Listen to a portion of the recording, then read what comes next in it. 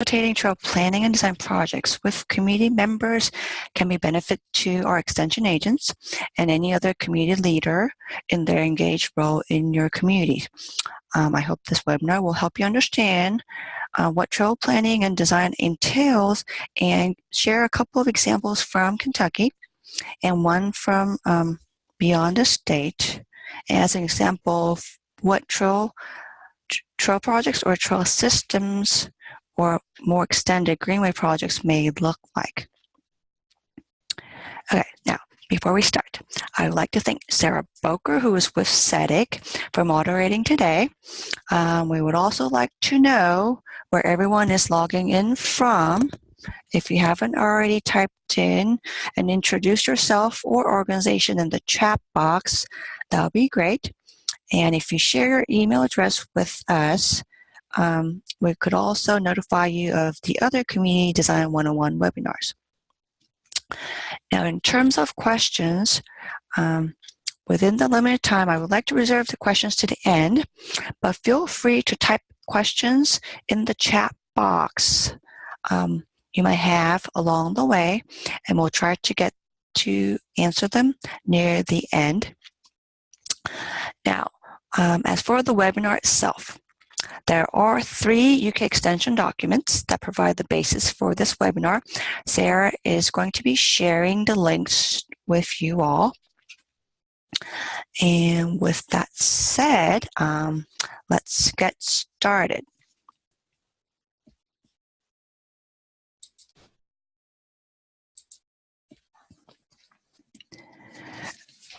Okay, so this webinar will introduce the concept of trails, trail systems, briefly touching upon greenways, which is an expanded idea. We'll then look into trail development processes and references, and end with trail project examples from Kentucky and nearby. So starting with trails. A trail can be defined as a mark, a trace, a course, or a path, intentionally or unintentionally created and used in natural built environments. This definition may be broader than that of the National Park Service's definition of a trail being a linear corridor on land or water with protected status and public access for recreation or transportation. In the end, the core of a trail is that it is seen mostly as a physical infrastructure where all land and water-based resources have the potential of becoming a trail. As for a trail system, it could be illustrated as multiple paths that are connected in an overall network that may include paths exclusively just in town or in nature, but a lot of times we're seeing a connected trail that connects between town and nature or other places. As highlighted in the National Park Service's quote, it is important to think about trails in the broader context through systematic ways ahead of time so that your efforts could also seek preservation and protection of potential trail corridors throughout, and it could make your work a little bit more convenient down the road. Although I did share definitions of a trail to be physically connected, there are other concepts of trails that we might have been exposed to, such as complete streets, which can be seen in more built environments, or tourism and heritage trails where points of interest may not necessarily physically be connected throughout, but it might be perceived connected and often accessed through cars, not necessarily foot. And a good example could be such as the Bourbon Trail. For recreational trails, they may follow a ridge line, a mountain, game trail, abandoned roads or railroads. Historic or cultural trails may link historic landmarks within a local or regional extent. A lot of these trails might be maintained by different entities or local agencies from federal, state, or local, even to nonprofit organizations, and even utility companies for some examples. Here I do share one more concept, greenways. Vary in function and the context, but they are primarily linear or networks of linear lands designated or recognized for their spatial qualities, often as ecological corridors, green infrastructure, green space, open space, trail corridors, among others. Often the purpose of a greenway is conserving nature, sometimes stormwater management, but also for human uses such as recreation, community enhancement, protecting scenery or scenic views and landscapes, and sustaining the integrity of landscapes. So we've covered a couple of definitions related to trail systems and greenways. We can also think about these trails or linear corridors depending on their purpose, whether it be recreational, for commuter purposes, or it could be a mixed use or even cultural, as I have shared the Lincoln Trail throughout 3 states that Lincoln has his presence in: Kentucky, Indiana, and Illinois throughout his career and lifetime. Another way to look into types of trails, which we often define them as, is based on the type of use or activities. You might often have heard about hiking, biking, horseback riding, paddling, or even semi-vehicular recreational trails, ATV trails, or OHV trails, off-highway vehicle trails, I believe. So they look like the ones on your right side of the screen. Not always welcome, but it is a form of recreation within our state. Another type, or other types, and I share one example, is a rail trail. Trails can also be defined by how they were transformed, such as rail trails, which were converted from abandoned rail segments into often recreational trails within the state of Kentucky. Kentucky has more than 30 trails with rail trail sections, and they are increasing. For example, Dawkins Line in McGaffin County is not highlighted in this particular map, but it has been completed near Saylorsville and Paintsville in eastern Kentucky. Okay, so we'll go on to talking about trail development projects. Now let's move on to why your communities may or may not be considering a trail development project. Often we start with what are the benefits of trail projects. The benefits of trails could be thought from the product itself, but also the process of developing one could have benefits for the community. Most often we hear about physical connections between points of interest, benefits for health and fitness, preservation or creation of open spaces, up to trails being utilized for commuting purposes. When communities work on trail development projects, they are able to increase their relationships with other community members, stakeholders, and other potential partners throughout that collaboration. It could be a range from local leaders, public agencies, offices, funding organizations, all the way to nonprofits and for grant writing purposes. So funding organizations and services.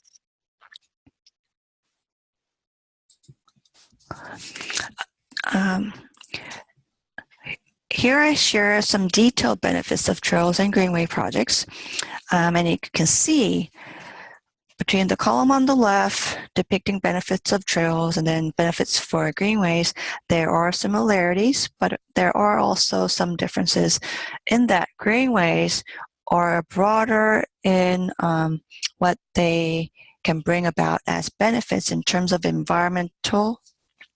improving environmental qualities, different aspects of the environment, among others. But overall and ultimately, whether it's trails or greenways, they benefit and enhance the quality of life for us.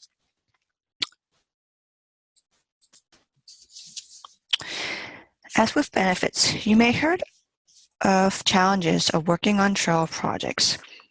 One essential to the outcome is creating a linear corridor that often traverses several properties, which could be challenging. You are working with more than one property owner, and sometimes it's not easy to share that grand vision with the larger extending working group.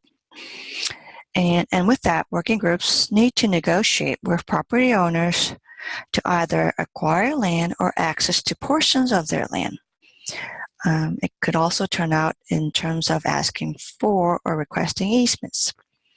Last but not least, funding trail projects is often mentioned to be challenging from various experiences.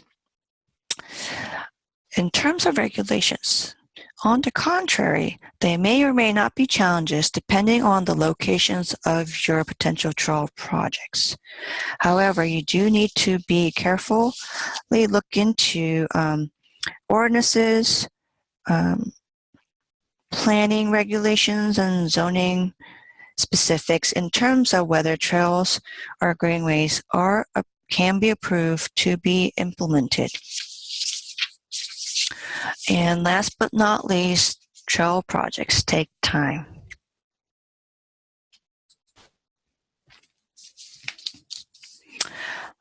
Okay, so let's start with how do you start about a trail project? The first step for trail development should be first organizing your working group and setting goals for the project. As I mentioned earlier, different trails have different needs, different goals to aim for. So therefore, your goals will help set objectives and anticipated outcomes for the type of trail that your community may be working on. While developing a plan of action, groups should be open to working with contributors and volunteers from various backgrounds and skills. Often these will be people that could help with networking and reaching out to the broader audience within your community. Although the group may target certain users or uses, they should also be open to the alternate ways of combining compatible uses, but also be clear when you need to separate incompatible uses. And overall, public involvement is crucial for the success for any trail projects, because it's not just about getting the trail on the ground. Your success with the projects come about when you see people continuously using and loving your trails.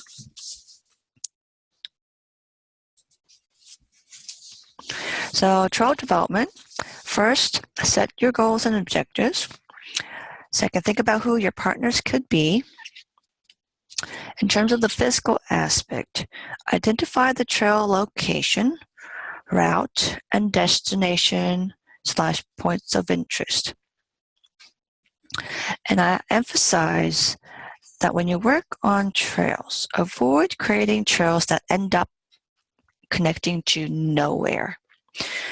Always think of its connection to a point of interest or destination, whether in nature or in town, so that once users get to the end of a trail, they are connected to the next array of environments. And that's what I highlight, the last point. The trail environment should also be thought about, not just because of the property owners or access to trails, but what does it connect to? So in the diagram, I highlight how point A and point B's could be trail heads, whether it's in town or in nature. They could be the starting or ending locations in or outside of your community. And then you have your trail route, which connects A and B. And if you do connect your trail into town, Make sure that destination is clear, whether it's your park, whether it's your open space or a plaza, or whether it's the core of downtown where there are other activities to engage in. To prepare for discussions of a trail project, various information and data should be thought of. Often they can be categorized under biological, physical, social, economic, or historical and cultural topics. Most of the examples I share on the slide can be obtained through publicly available sources. They could also be directly accessed from local to regional agencies or offices. And some information could actually be observed and noted by community members when you actually go out into your communities and environments for inventory analysis purposes.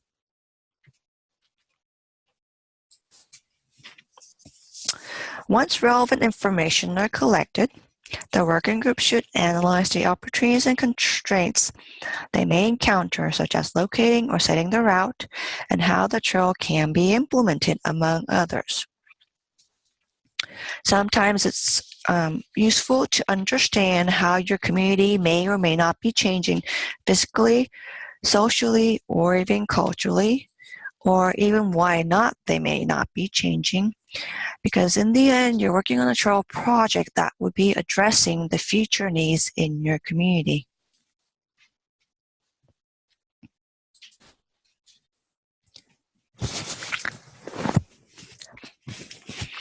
Some strategies for working on a trail project are connecting destinations, identifying potential users and even use conflicts, and phasing projects.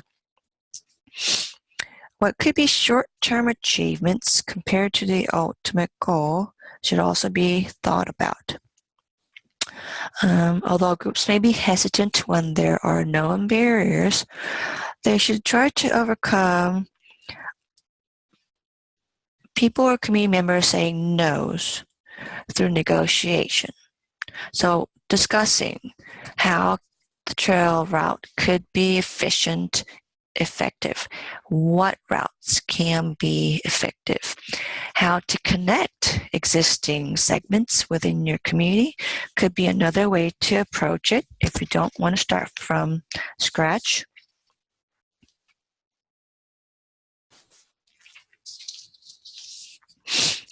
Depending on where and what type of trail you or your community may be working on, there are a number of trail design standards that you could look into.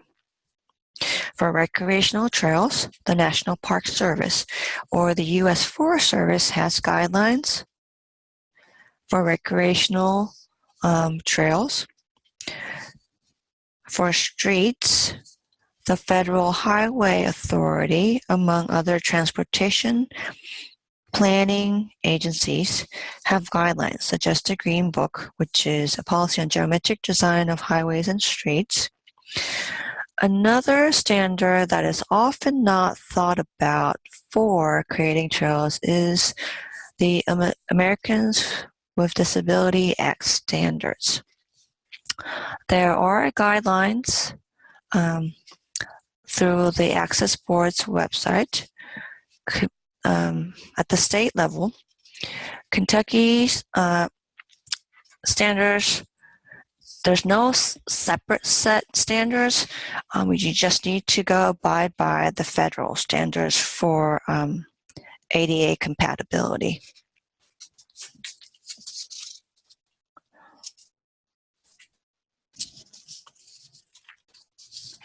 Some trail-related programs or organizations as your resources. You could look into the Recreational Trails Program. Although it's a federal program, it provides funds through the states. So the state of Kentucky, I believe on an annual basis, does have calls for recreational trails grants, among others. And as part of Fixing America's Surface Transportation FAST Act, which replaced an older program, which was called Transportation Alternatives Program. They do have surface transportation block grant programs currently set aside for projects defined as transportation alternatives. So on and off-road pedestrian and bicycle facilities are examples of that. They also include community improvement activities such as historic preservation and vegetation management, which is not necessarily just about trails. Projects that address environmental mitigation related to stormwater and habitat connectivity could also be sought for, along with recreational trail projects or projects for planning, designing, or constructing streets and larger roadways. Other resources or programs that you could look into are the Reverse Trails Conservation Assistance Program. This one is run under the National Park Service, and our state does have a coordinator housed in the Mammoth Cave National Park. He has worked with several communities throughout the state in terms of providing services, technical assistance for communities seeking trail projects. Other programs could be Rails to Trails Conservancy, which at the state level, we also have a Rails to Trails Council. And I highlight that there are different trail user groups that you could also look into. For example, cycling groups or mountain biking groups, among others.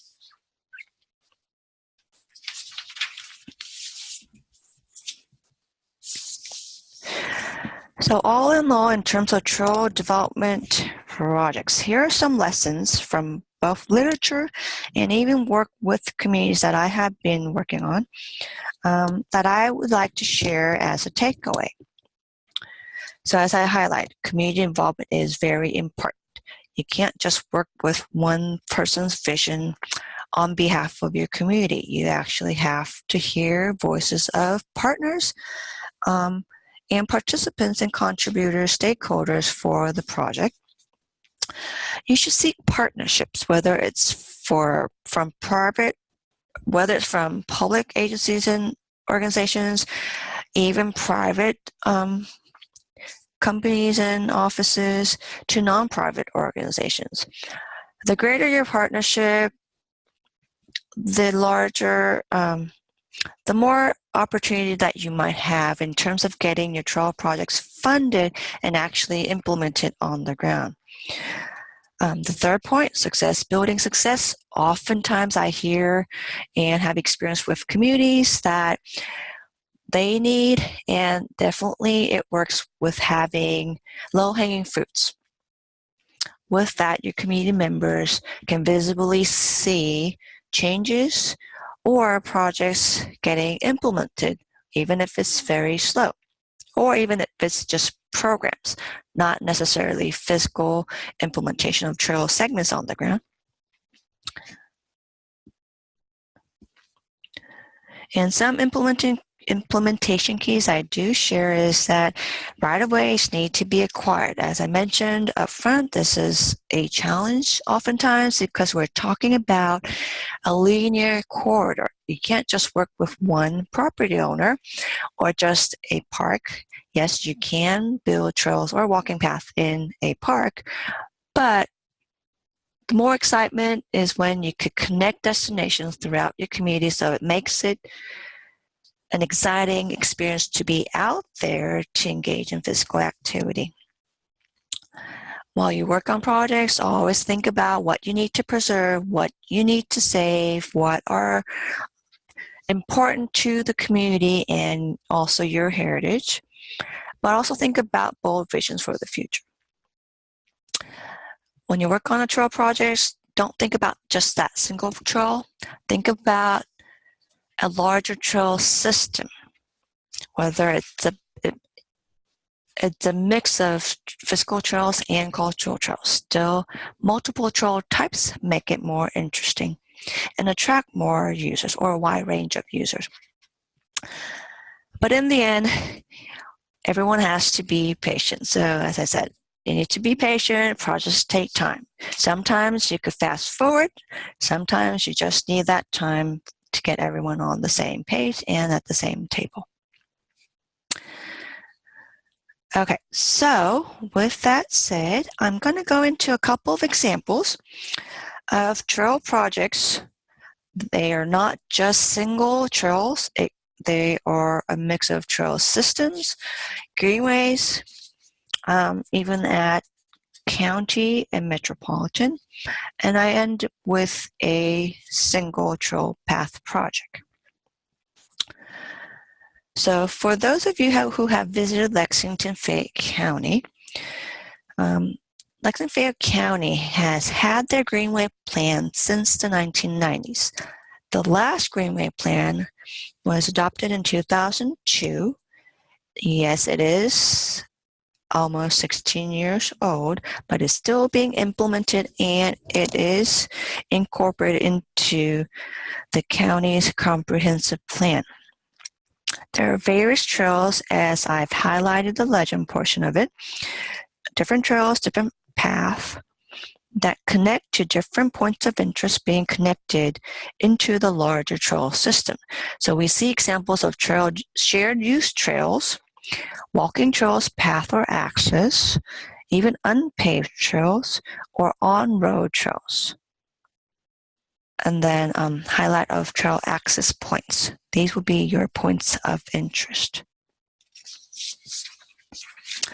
Along the process of creating their Greenway Master Plan, they also looked into environmentally sensitive areas. These would be areas that whether they have to avoid or whether they have to protect. They also include floodplains, among other geologic characteristics that create the bluegrass landscape. And as you see, this is the Greenway Master Plan, constructed of a system of trails, different types of trails that are attempting to create throughout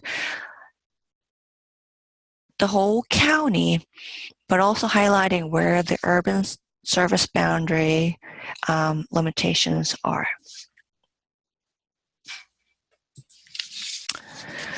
For those of you who have been to Louisville, hopefully you have heard about or visited the parklands of Flores Fork.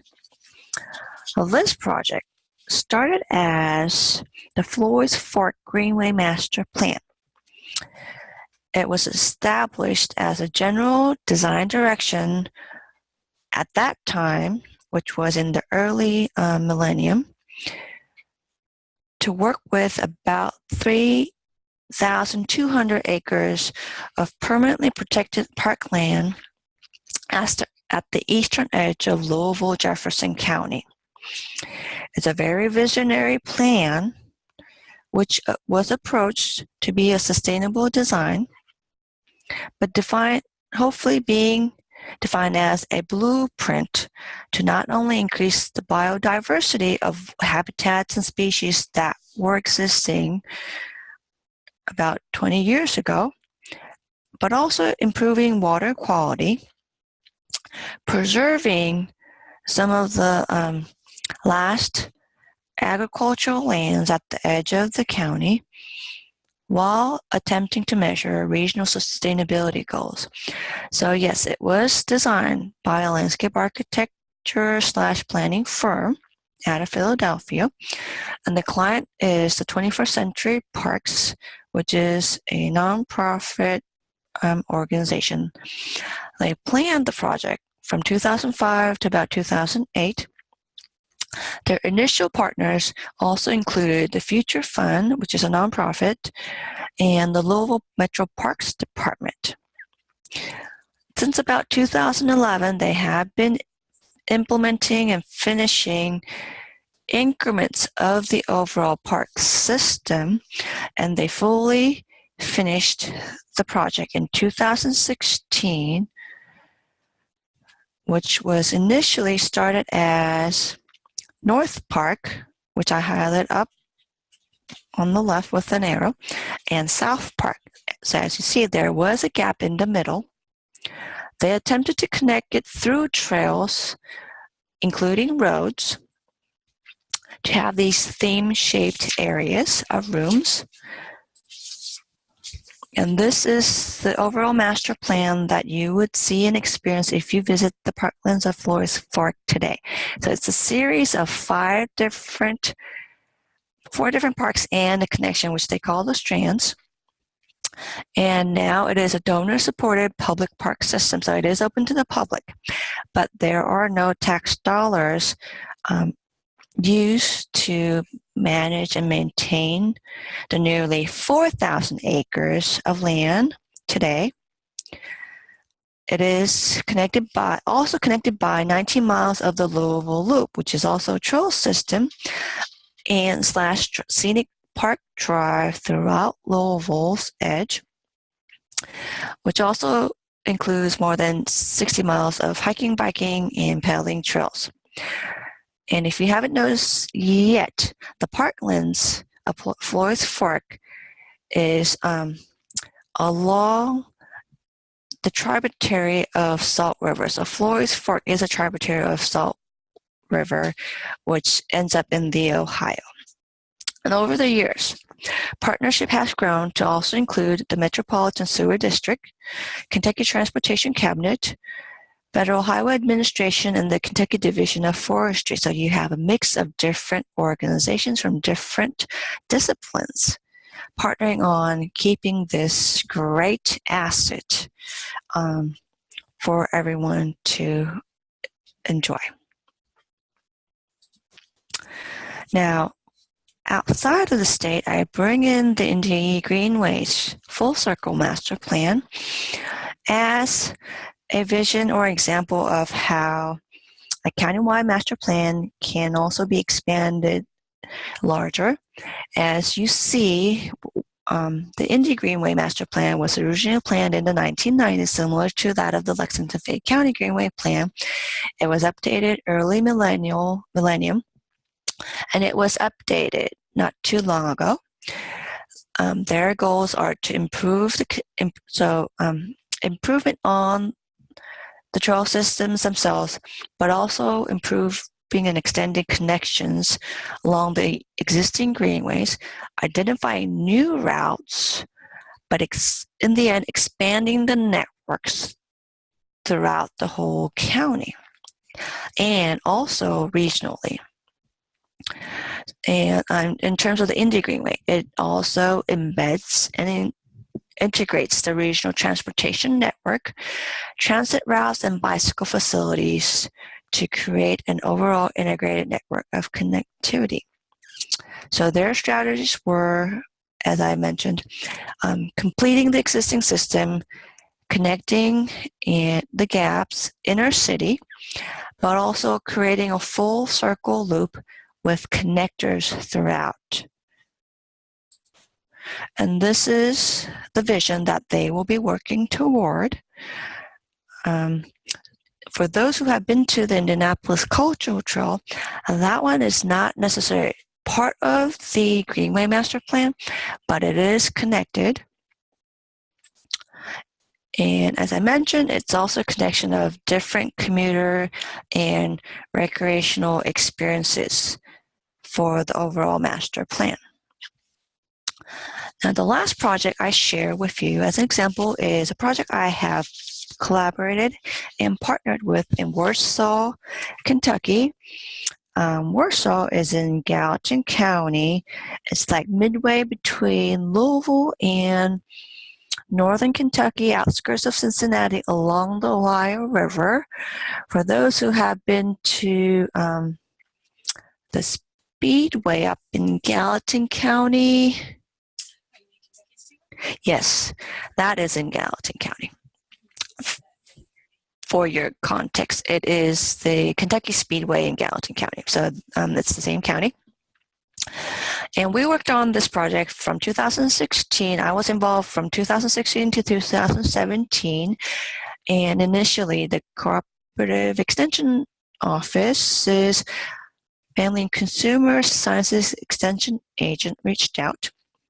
They wanted to work on a project to explore ways to make the city of Warsaw more walkable and also increase physical activity opportunities.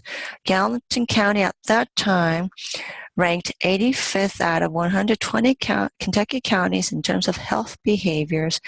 Therefore, they wanted to increase opportunities for physical activity. In 2016, I took my interns and also partnered with the extension agent and a volunteer in the community. We assessed 146 sidewalk segments in the city and ranked them according to 2 different walk audits. There were several gaps in the sidewalk system, and the results of the assessment was shared with the city officials, and they actually worked on a couple of poorly ranked sidewalk segments, which has now been rebuilt using current standards. In terms of the assessment itself, the Live Well initiative in Gallatin County worked on a grant. They got our study and parts of their implementation funds funded through that initiative. Later, they also secured a second tier of funds, which the city later matched, along with a local manufacturing company and the Three Rivers Health District. The path itself was completed in November 2017. However, the group has been working on adding in additional park amenities such as lighting, benches, garbage cans, and some landscaping. And they actually had a grand opening this early fall in 2018. So these are photos that I share when we were out at the grand opening. So what they did create was they created a 5-foot wide walking path, which measures 0.33 miles. So if you do a 3 loop, it comes down to a 1 mile exercise that you would be doing. So that sign on your right, which says 3 laps equals 1 mile. Okay, the last example that I'm going to share is the Kentucky Trail Town program. I hope many of you might already have heard about the program. It is an initiative that the Office of Adventure Tourism at the Tourism, Arts, and Heritage Cabinet within our state initiated in 2012.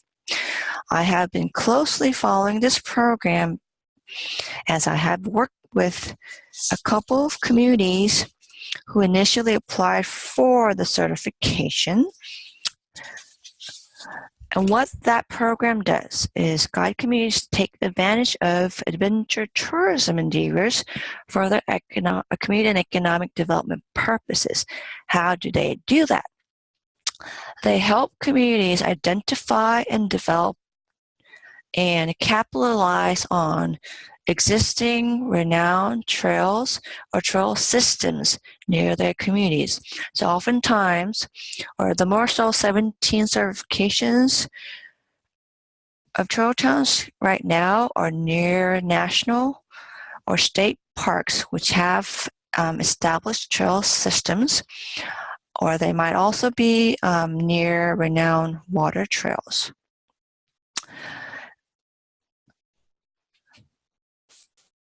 And at the core of this relationship is that if you have a trails or trail system developed, which is a connected trail system, and if you have the company, the host community that has the services and amenities and attractions to get trail users on and before and after their trail experiences into their communities, they could capitalize on some economic development opportunities.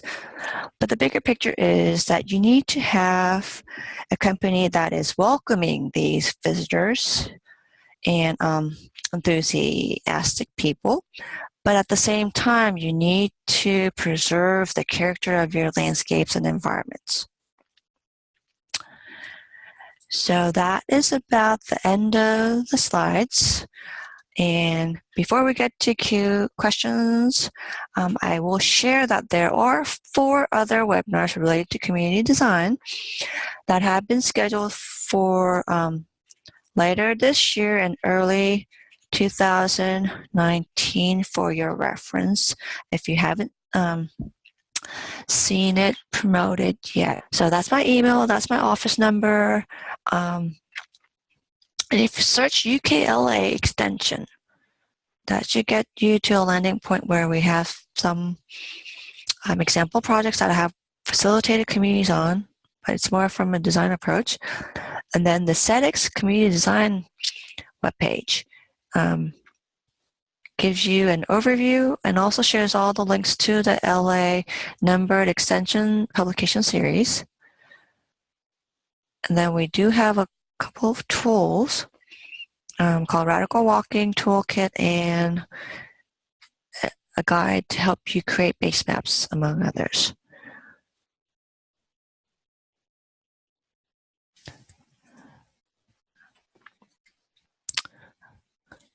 Okay, so